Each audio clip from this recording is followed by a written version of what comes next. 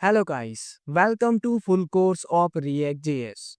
तो आज के वीडियो में हम बात करने वाले हैं प्रॉप्स के बारे में। तो अभी जो प्रॉप्स होता है ना, वो यहाँ पर रिएक्ट के अंदर बहुत ही इंपॉर्टेंट टॉपिक होता है। तो आज का वीडियो बहुत ही इंफॉर्मेटिव होने वाला है, तो वीडियो को लास्ट तक जरूर देखना। और अब ये हमारा रिएक्ट का लेक्चर 5 है। तो अभी तक आपने इससे पहले वाले वीडियोस को नहीं देखा है, तो आप उसे भी जाके देख लेना। मैं रिएक्ट जेएस की प्लेलिस्ट की लिंक आपको डिस्क्रिप्शन में और आई बटन में प्रोवाइड करा दूंगा, तो आप वहां से उसे एक्सेस कर सकते हैं। ओके, तो चलो अब हम यहाँ पर पढ़ना स्टार्ट करते हैं।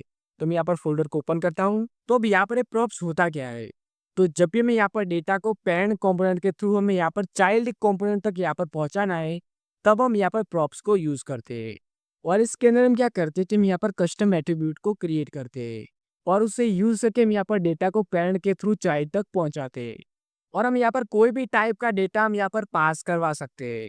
मतलब कि हमारा जो डेटा है ना, वो यहाँ पर कोई वेरिएबल हो सकता है, कोई ऑब्जेक्ट हो सकता है, कोई एरे हो सकता है, या यहाँ पर कोई फंक्शन भी हो सकता है। ओके, तो चलो अब इसे मैं आपको एक एग्जांपल से समझाता हूँ। तो देखो, अब यहाँ पर हमारा ऐप नाम का यहाँ पर कॉम्पोनेंट है।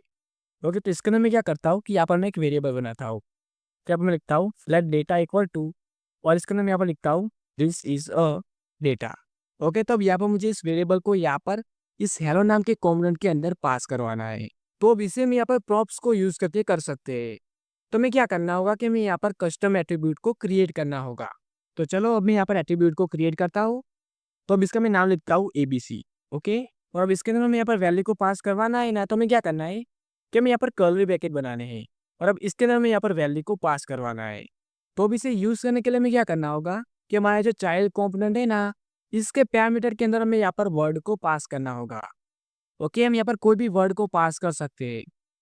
फॉर एग्जाम्पल मैं यहाँ पर लिखता हूँ वी।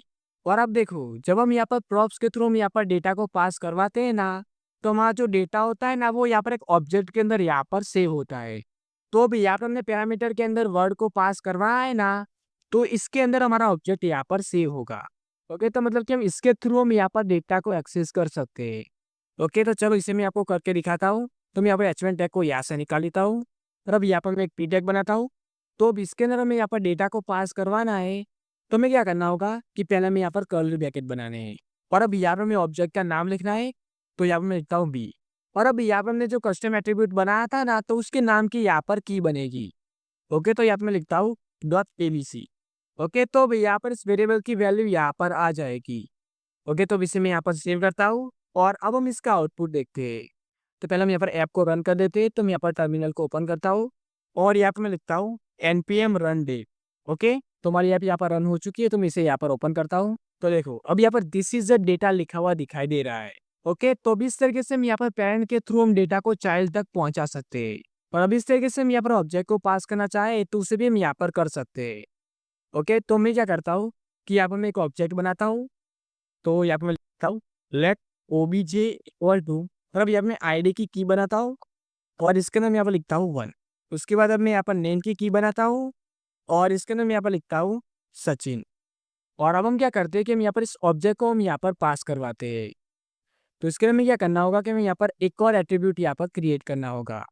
जैसे कि मैं यहाँ पर लिखता हूँ ओ इक्वल टू, और अब इसके अंदर हम यहाँ पर ऑब्जेक्ट को पास करवा देते हैं। तो यहाँ पर मैं लिखता हूँ ओबीजे। ओके, तो चलो अब इसे भी हम यहाँ पर एक्सेस करते हैं। तो मैं क्या करता हूँ कि यहाँ पर मैं एक डी बना देता हूँ, और अब इसके अंदर मैं यहाँ पर पहले इस पी टैग को यहाँ पर पास करवा देता हूँ। तो इसे मैं यहाँ से निकाल लेता हूँ, और इसके अंदर हम यहाँ पर इसे पास करवा देते हैं। और अब यहाँ पर मैं एक और पी टैग बनाता हूँ, और अब इसके अंदर हम यहाँ पर ऑब्जेक्ट को एक्सेस करते हैं। तो यहाँ पर मैं कर्ली ब्रैकेट बनाता हूँ, और अब इसके अंदर मैं यहाँ पर लिखता हूँ b.o। तो अब यहाँ पर हमारा पूरा ऑब्जेक्ट यहाँ पर आ जाएगा। ओके, तो अब इसके अंदर से हम यहाँ पर एक की को एक्सेस करते हैं। तो यहाँ पर मैं लिखता हूँ .name।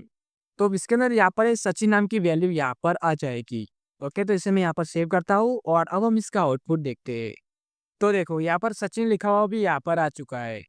ओके, तो इस तरीके से हम यहाँ पर ऑब्जेक्ट को भी हम यहाँ पर पास कर सकते हैं। अब देखो, यहाँ पर हमारा जो ऑब्जेक्ट है ना, इसे हम यहाँ पर डी स्ट्रक्चर करके भी हम यहाँ पर यूज कर सकते हैं। ओके, तो मैं क्या करता हूँ, इसे मैं यहाँ से निकाल लेता हूँ, और इसे हम यहाँ पर डी स्ट्रक्चर कर लेते हैं। तो अब इसके अंदर यहाँ पर दो की है, एक है हमारी ABC वाली, और दूसरे यहाँ पर O। तो अब इन्हें हम यहाँ पर डायरेक्ट यूज कर सकते हैं। ओके, तो मैं क्या करता हूँ कि यहाँ पर मैं वी को यहाँ से निकाल लेता हूँ। ओके, और सेम तरीके से मैं यहाँ पर नीचे से भी निकाल देता हूँ। तो अब इसे सेव करते हैं, और अब हम इसका आउटपुट देखते हैं। तो देखो अभी भी हमें यहाँ पर सेम ही आउटपुट दिखाई दे रहा है। ओके, तो अभी इस तरीके से हम यहाँ पर प्रॉप्स को डिस्ट्रक्चर करके भी यूज कर सकते हैं।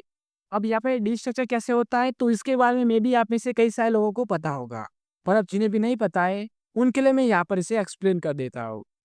तो देखो हमने यहाँ पर ऑब्जेक्ट बनाया है। ओके, तो इसके अंदर यहाँ पर दो की है, एक है यहाँ पर आईडी और दूसरी है यहाँ पर नेम। तो अब देखो अगर मुझे यहाँ पर इस की को डायरेक्ट एक्सेस करना है तो उसके लिए मैं यहाँ पर डी स्ट्रक्चर को यूज कर सकता हूँ। जैसे कि मैं यहाँ पर एक वेरिएबल बनाता हूँ तो यहाँ पर मैं लिखता हूँ लेट पर्सन इक्वल टू, और अब यहाँ पर मैं कर्ली ब्रैकेट के अंदर की को पास कर देता हूँ तो यहाँ पर मैं लिखता हूँ नेम। ओके, तो अब यहाँ पे जो नेम की है ना उसकी वैल्यू यहाँ पर इस पर्सन नाम के वेरिएबल के अंदर आ जाएगी। ओके, तो मैं क्या करता हूँ कि पहले मैं यहाँ पर इस कंसोल लॉग को यहाँ से कमेंट कर देता हूँ और अब यहाँ पे मैं कंसोल डॉट लॉग बनाता हूँ और इसके अंदर हम यहाँ पर पर्सन को प्रिंट करवा देते हैं। ओके, तो अब मैं इसे सेव करता हूँ और अब हम इसका आउटपुट देखते हैं। तो अब इसे मैं यहाँ पर इंस्पेक्ट करता हूँ। ओके, इसे मैं यहाँ पर रिफ्रेश कर देता हूँ तो देखो अब यहाँ पर हमारे नेम की यहाँ पर आ चुकी है। ओके, तो इस तरीके से हम यहाँ पर डिस्ट्रक्चर कर सकते हैं।